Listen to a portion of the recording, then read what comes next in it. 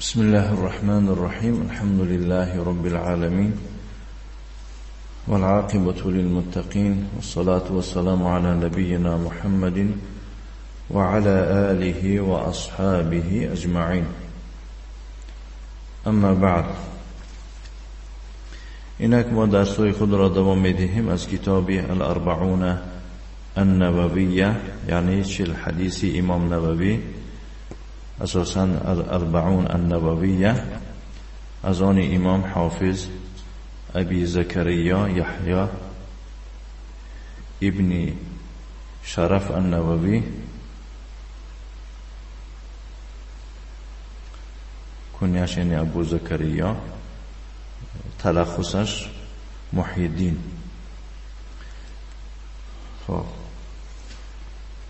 می‌فرماید الحديث الرابع، حدیث چهارم، عن ابي عبد الرحمن عبد الله بن مسعود رضي الله عنه قال: حدثنا رسول الله صلى الله عليه وعلى آله وسلم وهو الصادق المصدوق: إن أحدكم يجمع خلقه في بطن أمه 40 يوما نطفة، ثم يكون علقة مثل ذلك، ثم يكون مضغة مثل ذلك، ثم يرسل الله الملك فينفخ فيه الروح، فيؤمر ب4 كلمات: بكتب رزقه وأجله وعمله وشقي أو سعيد.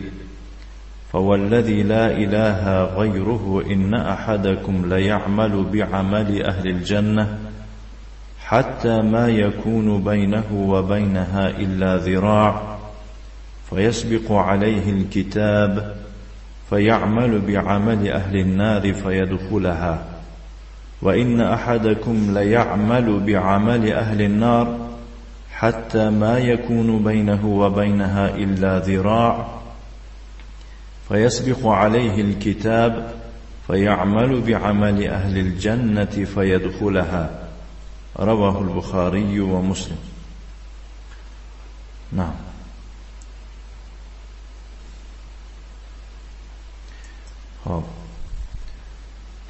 یعنی حدیث چهارم از ابو عبدالرحمن عبدالله ابن مسعود رضی الله عنه روایت میکنند که گفت پیغمبر الله صلی الله علیه و علی آله و سلم که او صادق و مصدوق است،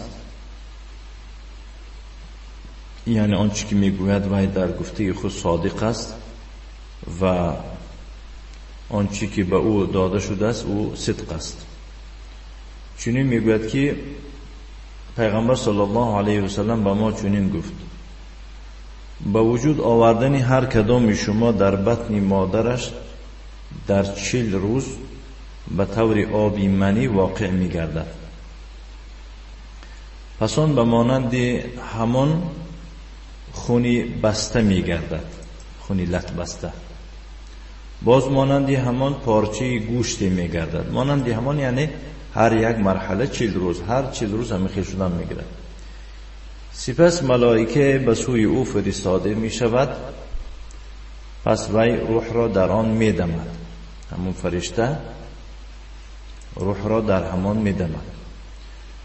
پس آن به 4 چیز امر کرده می شود، یعنی همین فرشته را الله سبحانه و تعالی امرش می فرماید که 4 چیز چیکار کند؟ انجام دهد: به نوشتن رزق آن، مدت زندگانی آن، عمل آن و بدبختی یا خوشبختی آن.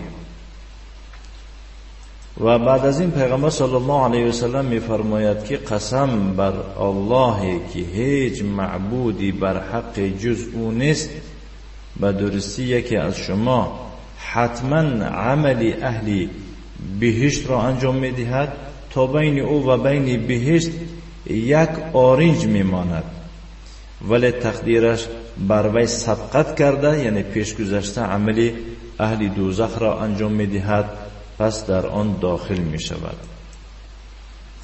و با درستی یکی از شما حتما عمل اهل دوزخ را انجام میدهد تا بین او و بین دوزخ 1 آرنج میماند، ولی تقدیرش بر وی سبقت کرده عمل اهل بهشت را انجام میدهد، پس در آن داخل می شود. این حدیث را بخاری و مسلم روایت کردند.